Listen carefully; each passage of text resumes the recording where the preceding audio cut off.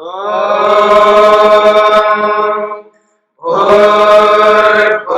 स्वः तत्सवितुर्वरेण्यं भर्गो देवस्य धीमहि धियो यो नः प्रचोदयात्।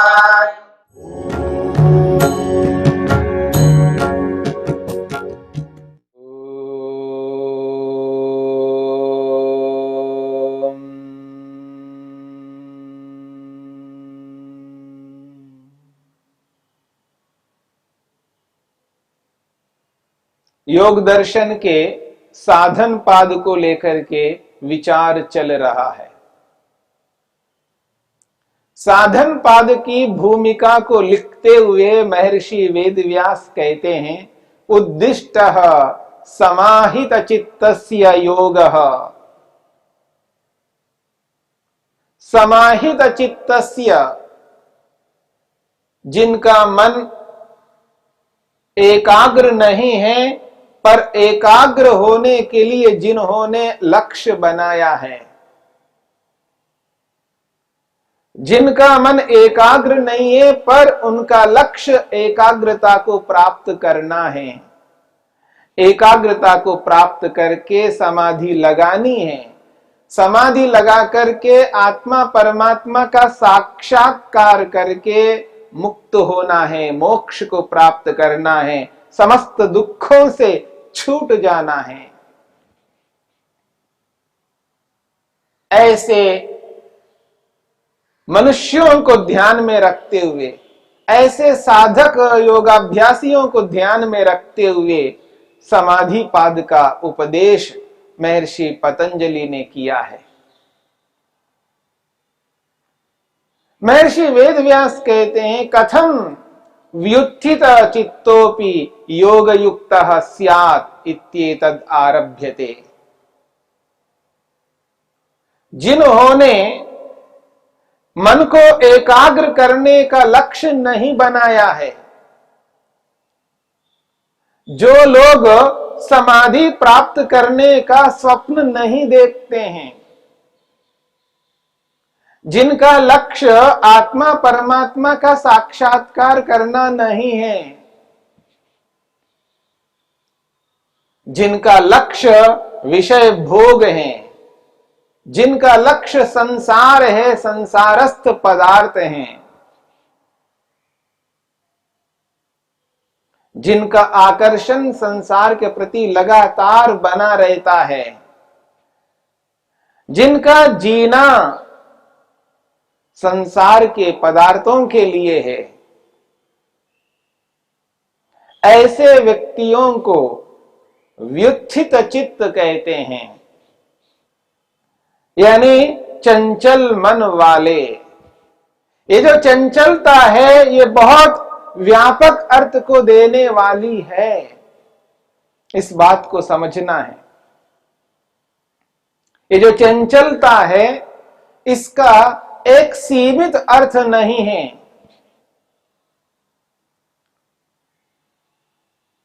क्योंकि सांसारिक व्यक्ति कभी किसी पदार्थ को लक्ष्य बनाते हैं और उनका लक्ष्य बदल जाता है, दूसरा पदार्थ आ जाता है। कभी पैसे को लक्ष्य बनाते हैं और कभी मकान को लक्ष्य बनाते हैं, कभी व्यापार को लक्ष्य बनाते हैं, कभी नौकरी का लक्ष्य बनाते हैं, कभी नेता का लक्ष्य बनाते हैं, कभी पद प्रतिष्ठा का लक्ष्य बनाते हैं,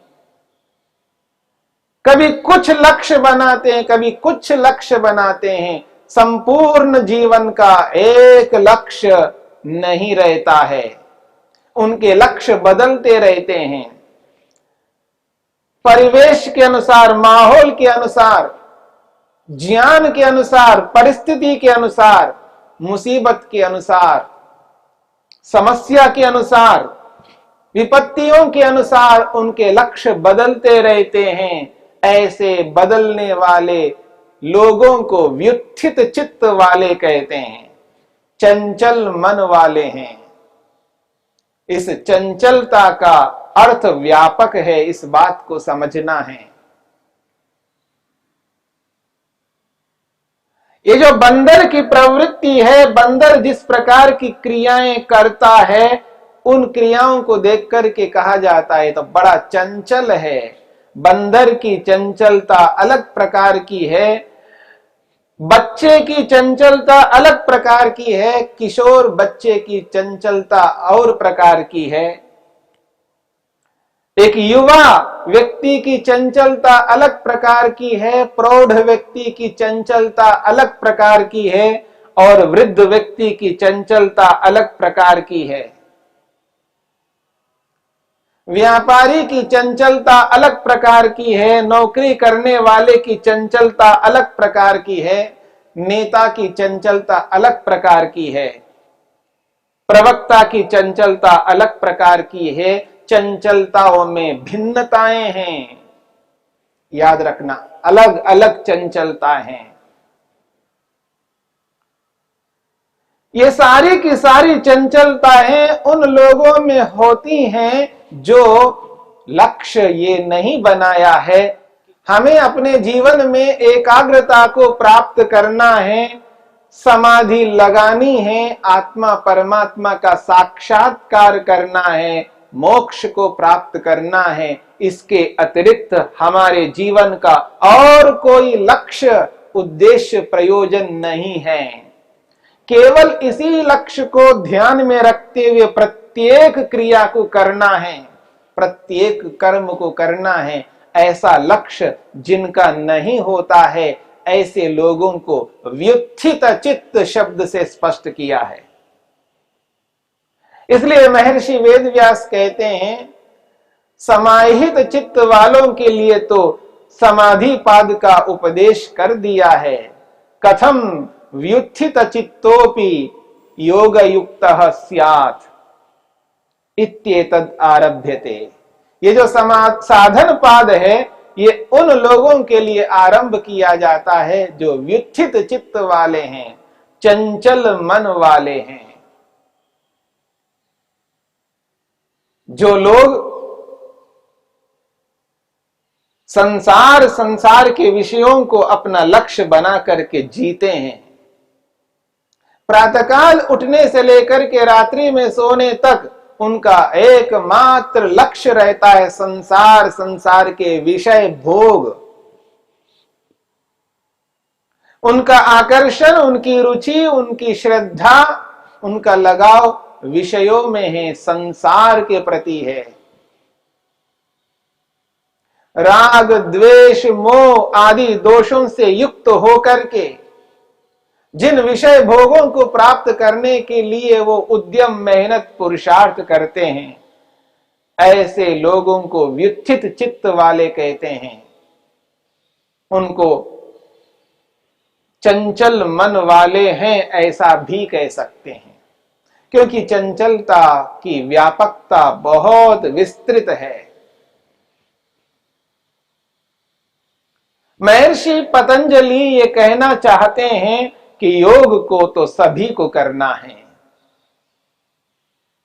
भले ही वो व्युत्थित चित्त वाले हैं, चंचल मन वाले हैं, उनको भी योग करना है, योगाभ्यास करना है। प्रत्येक मनुष्य को योग करना है। बिना योग के कोई भी मनुष्य सुखी नहीं हो सकता। मेरी बात को ध्यान से समझने का प्रयत्न करना। कोई भी मनुष्य यदि सुखी होना चाहता है, दुख को दूर करना चाहता है, वह व्यक्ति योग को स्वीकार करे।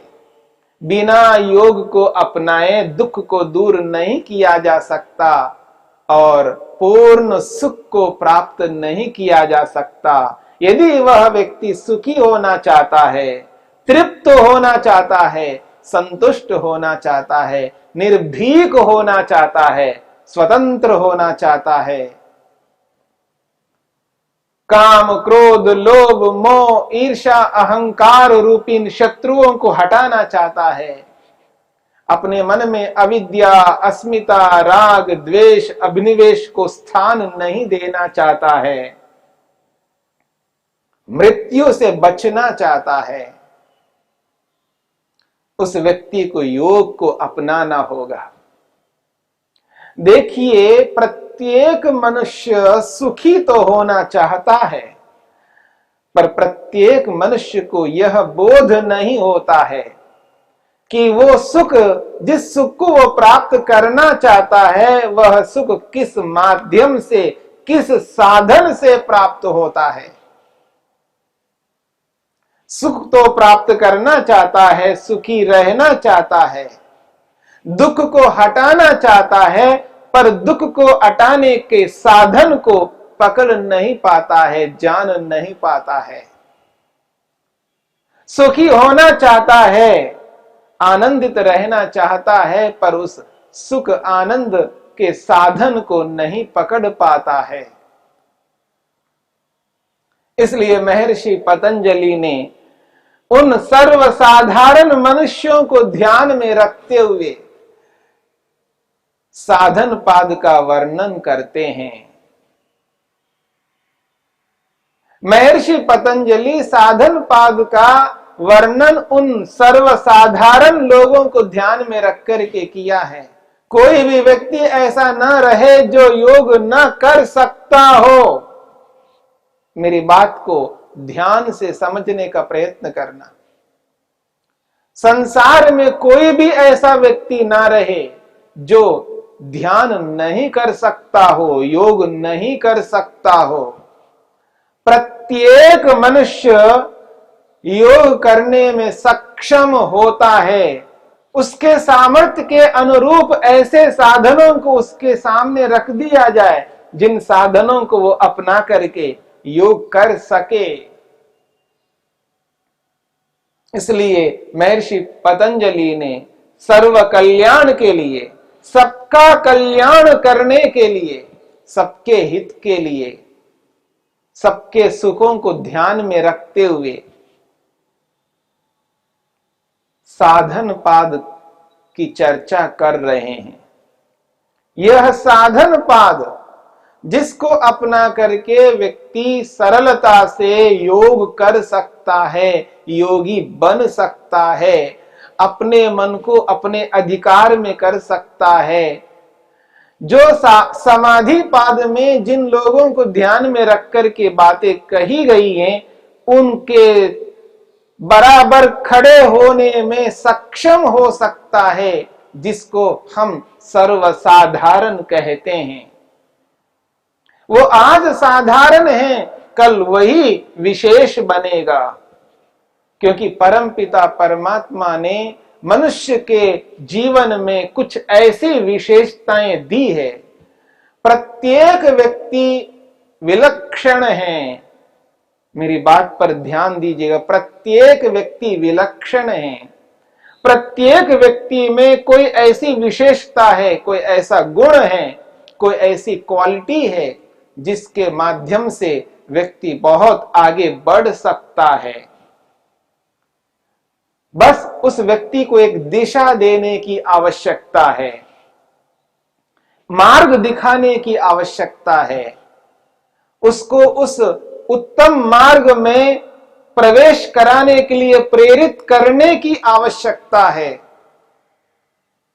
उसको जानकारी देने की आवश्यकता है, उसको धैर्य देने की आवश्यकता है। उस व्यक्ति के सामने उस उत्तम मार्ग को दिखाने की आवश्यकता है। उस व्यक्ति के सामने बहुत बड़े लक्ष्य को प्रस्तुत करने की आवश्यकता है, समझाने की आवश्यकता है। इसलिए आज वो साधारण है, वही व्यक्ति कल विशेष बनेगा। आज सर्वसाधारण के रूप में है तो कल को सर्व विशेष के रूप में वो उभर करके आएगा। इसलिए जो ऋषियों के मंतव्य होते हैं, वो जो मंतव्य है, उन मंतव्यों को ध्यान में रख करके चलना है। वो सबके कल्याण के लिए मेहनत उद्यम करते हैं, किया है। इस बात को ध्यान में रखना है।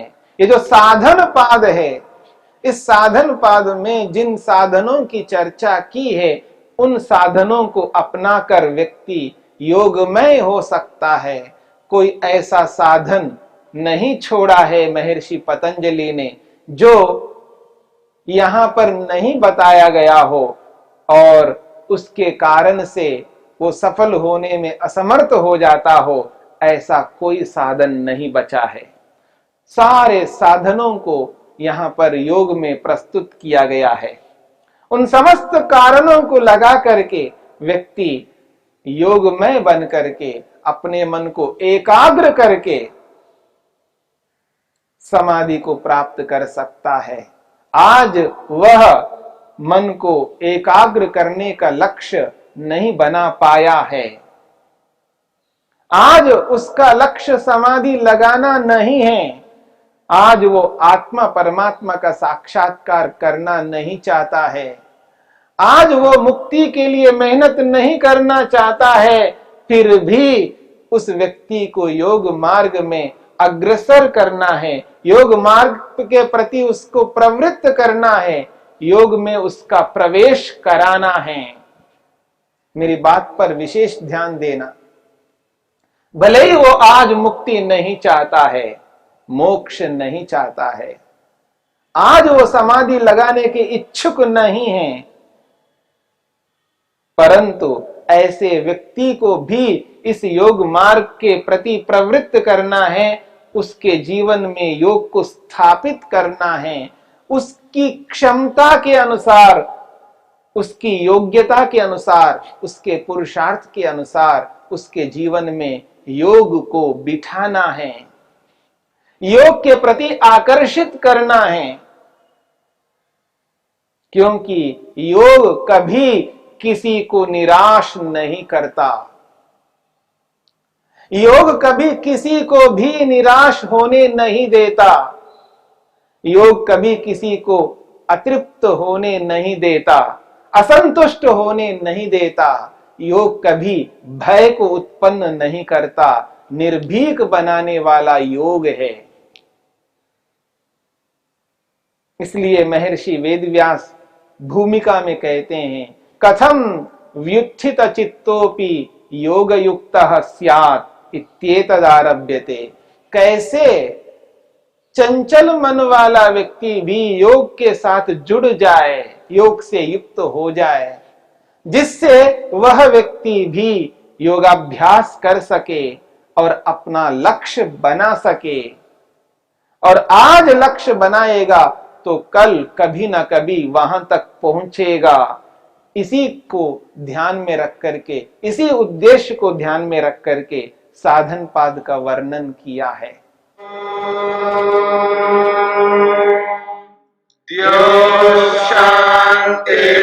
शांतिरंतरिक्षं शांति पृथिवी शांतिरापः शांतिरोषधयः शांति वनस्पतयः शांतिर्विश्वे देवाः शांतिर्ब्रह्म शांति सर्वं शांति शांतिरेव शांति क्षमा शांतिरेधि। ओम शांति शांति शांति।